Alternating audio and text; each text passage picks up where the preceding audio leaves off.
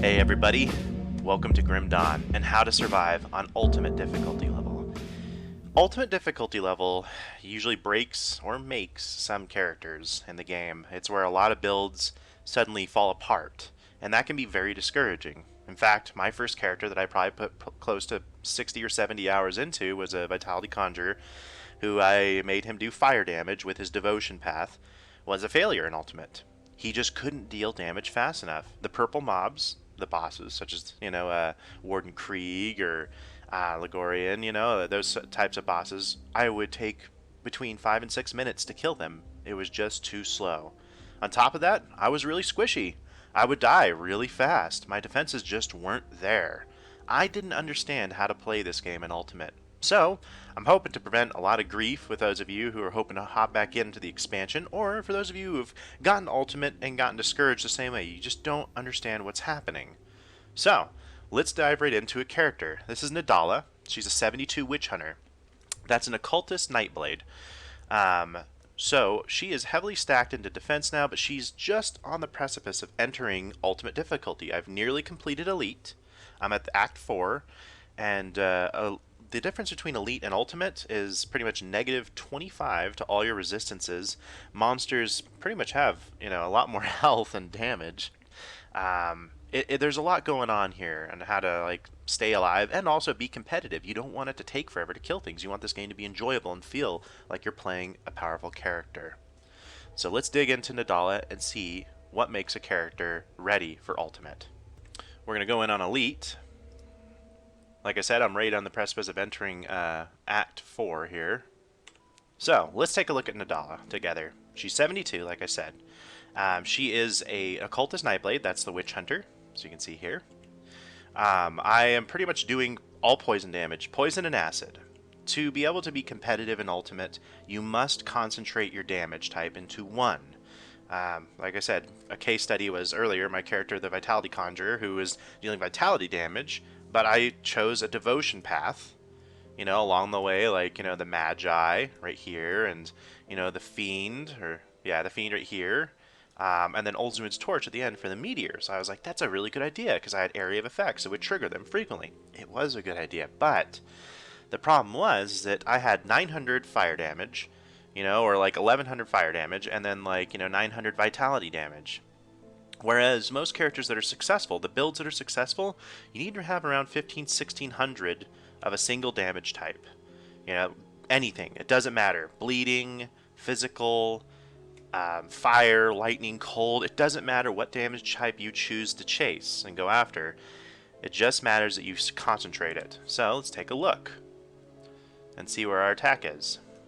So, Nadala's acid modifier is 1000. Now, we can do, of course, a couple things here. We haven't buffed up. I'm going to examine all the stuff I'm using here. But now, see, my total damage is almost 1200.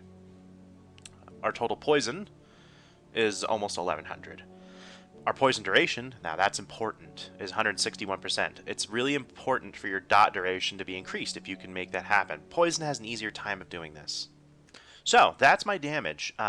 Now, like I said, for a competitive Ultimate character, you want to be around, 1500. That's not bad. You can go higher, but that is a good sweet spot that most characters can meet. So, we've covered the damage portion. That should be easy. You choose a couple abilities, you max them out. Here's my abilities. I use Dreeg's Evil Eye. As you can see, that's maxed out here, just for the base ability. And then I increase the total damage it can do with Focus Gaze. So it has a bigger area, a lot more damage. A lot more poison damage with increased duration, that's important. And it lowers their damage, when I hit them with that. So, and then for my other set of offensive abilities here, you can see that I don't really have a whole lot other than the Nightblade's Shadow Strike, which I only maxed out Nadala's Justifiable Ends. It gives me a crap ton of poison damage, as you can see. That's a lot of poison damage. But I only put 1 point in here because it's piercing and cold. The last portion of my offense comes from melee. Dual wielding. So I chose to go with Belgothian Shears, Amaras's Quick Cut, and Whirling Death, because Nadala's Hidden Hand modifies all of those to do poison damage, and to increase poison and acid damage. So that's the offense of my character, in total. That's what I'm doing to do damage. What modifies that is the devotions that I've chosen. I've chosen devotion to be an offensive portion of my character. Before I go any further, let's break this down into two different parts here. You need offense, you need defense. That's the simple parts of it. Now, for my character, for every character, there is 3 different dimensions. There's your gear, there's your skills, and then there's your devotions. Each one of these can play an important part in offense and defense. So, how is Nadala broken down? Well, my skills are broken down half and half. Half defensive, half offensive. The defensive portions of my skills are Blood of Dreeg, which gives me, pretty much a potion, a 24% health restored, some offensive ability, and a lot of health regeneration, as you can see. It's modified by the aspect of the Guardian, which gives me 12% physical resistance on top of some extra damage. And it also gives me 100% poison and acid resistance. So I don't need to worry about poison and acid resistance in Ultimate. Even with like the minus 40% total that it gives you, I'm fine with like a tiny buff. My other defensive skills include Pneumatic Burst, which is again another health potion that modifies my total speed, making me attack faster. So this one gives me a lot of health regeneration, health restored. This lets me use it faster, the Breath of Belgothian, and also increases my health regeneration by 40%. Huge. Finally, there's Shadow Dance, which lets me avoid melee attacks and projectiles. That is massive. The defensive ability doesn't hurt either. Finally, I have like a passive offensive ability that just debuffs enemy speed, offensive ability, and then also their resistances to poison and acid.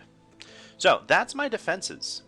Now, for items, I broke it down pretty much into being all offensive.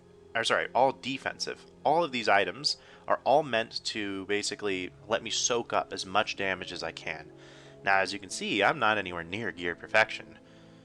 So you can see, like, here's the blues. They give me mostly armor resistance. My components that I put on them give me armor absorption. We're going to get into that in just a second. So everything you can see here is increasing armor, increasing resistances, more health, more physique. Even my Golemborn Greaves here that I got give me more armor. I don't really use the internal trauma damage and reduce speed retaliation. Everything here is pretty much geared towards just making me stronger. My belt increases all my armor and my armor absorption, my resistances. The only thing that gives me any offense, and you can't really get around this too much, is my weapons. My 2 dual-wielding weapons give me a lot more poison damage and bonuses to skills. But I've put defensive components on them, like Aetherward, to boost my resistances. The only thing here is Venom Lash. I put on Vitriolic Gallstone because it increases the duration of my poison damage by 20%, along with a big boost in damage. That was a little too good to give up for my build. So you gotta learn where to make exceptions. So, at Elite difficulty, which gives you a minus 20% to all your resistances, this is where I'm standing. Now you want to be pretty much maxed out by the end of Elite before you step foot in Ultimate. That's just where you need to be. So now that you know where I'm at defensive-wise in skills and offensive-wise in skills, and you know that my gear is mostly defensive, let's take a look at Devotion. Devotion is pretty much almost 100% offense-based at this point. I only have 6 more points to play with, and the the devotions I chose to go with here are pretty much all towards proccing attacks on my dual-wielding abilities, like Belgothian Shears with spitting out Scorpion Sting. That reduces their defensive ability and does poison damage. This one has an AoE piercing, a poison attack. We have the Manticore's Acid Spray, which reduces resistances and armor and deals poison damage. We have the Feeded Pool. Whenever I'm hit, it triggers like a pool on the ground that deals poison damage and slows them, and it's an AoE type effect. And finally, I'm working on getting Abomination, which gave me a bunch of poison damage and acid damage. So you can see here some health. And I'm working towards getting, next point, Tainted Eruption, which will give a big, huge explosion of AoE poison damage. Look at that, 10-meter radius. 15% on attack, 3-second skill recharge. This is a tier 3 devotion. Really important for my character. So that is where I'm getting my attack power from, my ability to deal damage and stay competitive. Now, at the remaining points, I'm probably going to put some into, having some more armor. I'm going to have to investigate, more resistances. Maybe like the Sailor's Guide might be good. So that was a lot of information to throw at you. For those of you who have played Grim Dawn, you probably have kept up with most of this. If you really haven't touched too much on ultimate viability, that probably was a bit much for you. But where we need to really go from here to make this character competitive is defense. That usually takes the longest for almost any character. It's easy to get the damage. You have it, on tap with your skills. You can max it out easy with level ups. You can get a good weapon, right? If you're a more geared-based character, such as like, Warrior, or even myself, like I'm a gear-based character, like I might not get this Venom Lash. I might be using like another blue sword or maybe even a green sword. Shit, I'm using yellow pants because that's the best I have right now. The point is you need to get your defenses up. We need to get all these as close to maxed as we can. We don't need to worry about poison and acid, obviously, from everything else. We have Pierce, our bleed is good. I would say the ones you want to aim for first are definitely going to be poison and acid, bleed, because those dots will kill you. Like, the dots that you get from those kinds of creatures are just going to annihilate you. And then fire and vitality. Really should be up there. Pierce is a problem in mostly Act 2. There's a lot of archer mobs and gun mobs, and those will just kill you really fast. So how do we go about getting more defense? Let's just say like you went all offense with your skills, all offense and devotion, because that's fun. That's what you want to do. Well, then that means you should probably turn your gear like I have. You want to go all defensive with your gear. Depending on your character, if you're going to be getting a melee like me, you're going to want to have a lot of armor. Armor, let's take a look at that stat. Armor pretty much will reduce the physical incoming damage you take. It's only physical. It's not piercing. Piercing is the damage you take is determined by your piercing resistance. Armor is just physical. Now, the mass majority of mobs in this game do physical damage. Even the boss mobs, when they're whacking on you with their weapons, they're most of the time doing like at least half physical damage and then like some other kind of elemental damage here, like, whatever, they would be. So it's important to have good armor, almost no matter what. Unless you're a caster that can really kite around, then I would just say go for maxed resistances. But if you're a melee character, let's take a look at this. Your armor rating, this is really easy. Your armor rating will pretty much reduce the damage you take right off the top. Now, how much of that armor rating do you get is determined by armor absorption. Right now, my character has 95% armor absorption. That means I get 95% of my armor rating in a location where I'm hit. So if I'm hitting my chest, there's a 26% chance I'll be hitting my chest. I will pretty much, take like a little under 2077, reduced damage, reduced physical damage. So that's really good. As you can see, there's a big difference if I'm hitting my arms, my legs, my feet. I'm taking 400 more damage. Let's take a look at my health, just for physical damage. Let's just say like a boss is hitting me for like, 2,000-3,000. Well, if he hits me in the chest, obviously that's not going to be such a big deal. Like I'll take like, a sixth of my health, maybe a seventh of my health, in damage. So that is armor, and that's how it works. Always try to get armor absorption up to 100%. It's really easy to do with this component, the scaled hide. Scaled hide gives you a little bit of armor in that location, but it also increases armor absorption to all locations by 20%. So that's an easy one for melee characters to get. It's really easy to build. You actually just go and you build it at the blacksmith.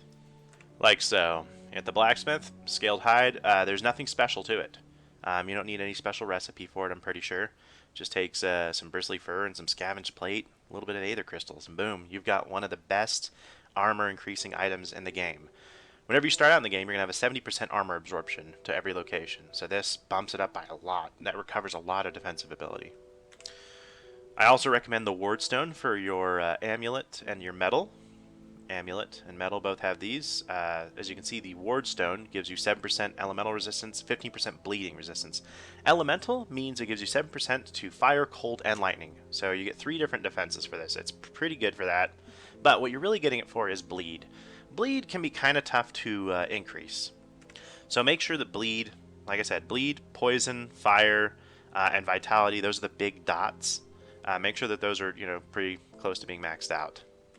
So for my weapon, I'm using Purified Salt. I find Aether resistance for most characters, unless you're like an Arcanist, or you get some special devotion points in increasing like your Aether damage. Aether is pretty tough to run across until you get really high up there with certain factions. So Purified Salt is really easy to do. It works on actually everything, like all offhands, I'm pretty sure, all weapons. So it gives you 20% Aether resistance, increases your maximum Aether resistance, and it also gives that bonus to any pets you might have. So, finally, I'm using Ancient Armor Plate because I'm a melee character. It's really good because the physique and the armor are nice touches, but as you can see, increases armor by 8%.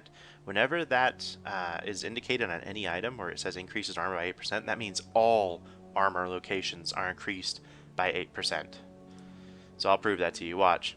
See, my arm. Let's just look at my head. My head is 1829. I take off my pants. 1746. Put it back on. 1829.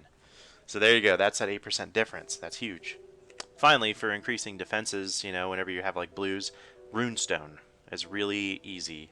It gives you some armor, gives you Aether resistance, again, hard to find, and 12% elemental. So right across the board, these 3 defenses, you get a touch up. If you find that your elemental resistances and your Aether is good, I really recommend going with Sanctified Bone. It gives you a big damage bonus to Undead and Chthonics. And as you can see, with like a little touch up here on the components, you'll get a big boost to Vitality and Chaos. Anything that gives you dual resistances, oh, that's a keeper. But this gives you dual resistances and damage to 2 of the most common enemy types in the game. Well worth it. So, that about covers it, for how you should be looking at each character. You should be looking at each character for offense and defense. How does your character divide up? Are you dying too easily? Do you do the good damage? Well, good. Go ahead and try to dedicate maybe some more of your items, or maybe all of your items to defense. It's an easy thing to do. It makes things nice and clean. The Occultist and the Nightblade are kind of lucky in that they have defensive skills, such as Blood of Dreeg and Pneumatic Burst. Both of them are, man, awesome healing skills. They can pull you out of the fire. Some other classes, like the Arcanist, has Mirror of Arioctes, which gives you invulnerability. So there's also the Soldier that has like a bunch of different defensive skills. But some of the other ones, like Demolitionist, don't have as much. They have like Blast Shield and Oldswin's Contempt. I forget the name of that skill. That like stuns enemies around you and kind of gives you like a little bit better defenses. So that covers pretty much, like I said, the big areas you need to pay attention for. Now, if your character is dealing damage types of like cold, aether, even to a certain extent lightning, I would really recommend that you get those devotions that give you the increase to damage. Those are really good, and they'll give you abilities that trigger, such as like Amatok's Blizzard, or like the Lightning Spear over here just deals a lot of damage, the Spear of the Heavens. But after you get those, after you race to those, because they don't require all that much, Spear of the Heavens does require a good chunk of Primordial, but Amatok is almost nothing. And then after Amatok, it's like you have Leviathan, for like your tier 3 maybe, but another route is to, instead of going offense with your devotion, look into defense, which is a lot of order and ascendancy. You'll get the ability to have a lot more armor, a lot more defenses, and then you can of course work towards maybe something such as like Light of Empyrean. Even if you don't deal fire damage, the 50% damage to Undead and Chthonics, like I said, 2 of the most often encountered mobs in this game, the groups, you'll just be dealing so much damage. So definitely look into things like Tip the Scales, which is a huge vampire. It's 85% of attack damage converted to health, and that's it's a 1.5 second recharge. So before you know it, you're like you're leeching every other second. And then the most obvious part of this game here, or maybe not so obvious to you, is augments. As you can see here, let's take a look. See that Arcovian Rose Powder at the bottom? I have my component, my Polished Emerald, and then I have my Magic Augment. Well, again, you want to go probably mostly defensive for these, because a lot of them grant really great resistances.